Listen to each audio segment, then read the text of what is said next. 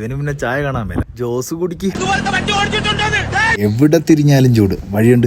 ജില്ല മാറ്റാം, അല്ലേ വേണ്ട സ്റ്റേറ്റ് മാറ്റാം. ബോസ യാത്ര എപ്പോഴും കാരണമായതുകൊണ്ട് ഒരു ചേഞ്ച് പിടിക്കാന്ന് വെച്ച് അങ്ങനെ ഓടിപ്പടഞ്ഞ് മേട്ടുപ്പാളയം എത്തി. ഇവന് പിന്നെ ചായ കാണാൻ മേല. ജോസ് കുടിക്ക്. അങ്ങനെ ആ കുടിയും കഴിഞ്ഞ് അവിടെ നിന്ന് ഇറങ്ങി. ചെല്ലട്ടെ, നിക്കാൻ നേരമില്ല. കാട് കയറുമ്പോ ആനയൊന്നും കാണാനില്ലെങ്കിലും ബോർഡിന് വലിയ വഞ്ഞൊന്നുമില്ല. മേട്ടുപ്പാളയം വരെ നോർമൽ ക്ലൈമറ്റ്. ചുരം കയറി തുടങ്ങിയപ്പോഴേക്കും കൊള്ളാം, തണുപ്പിറങ്ങുന്നുണ്ട്. ചുരം പണ്ടേ നമ്മളെ ഒരു വീക്ക്നെസ് ആണ്. നമ്മളെ താമരശ്ശേരി ചുരന്ന്. അപ്പൊ ഞങ്ങള് ഊട്ടിയിലോട്ട് പോകുന്ന വഴി വിശ്രമിക്കാനായിട്ട് നിർത്തിയതാ. നിങ്ങൾ ഈ ചൂടും കൊണ്ട് വീട്ടിൽ ഇരിക്കാതെ ഈ ഊട്ടിയിലോട്ടൊക്കെ നടക്കുന്നു വാ. ഡ്രൈ സീസൺ ആയതുകൊണ്ട് മൃഗങ്ങളുടെ സൈറ്റ് സീൻ കിട്ടാനായിട്ട് പാടാ എന്ന് പറയുമ്പോഴേക്കും ദേ കൺമുന്നി നമ്മുടെ കാട്ടി. ഇവിടെ ഉമ്മാർ ഒരുപാടുണ്ട്. എന്നാലും കിടിലൻ ക്ലൈമറ്റ്. ഊട്ടിയിൽ ഇപ്പോൾ സീസൺ സമയമാണ്, അതുകൊണ്ട് തന്നെ ചുരം നിറച്ചാളാ. ചുരത്തിൽ നിറച്ച് വണ്ടികളും ആളുകളുമാണ്. അപ്പം ശ്രദ്ധിച്ചൊക്കെ വരിക.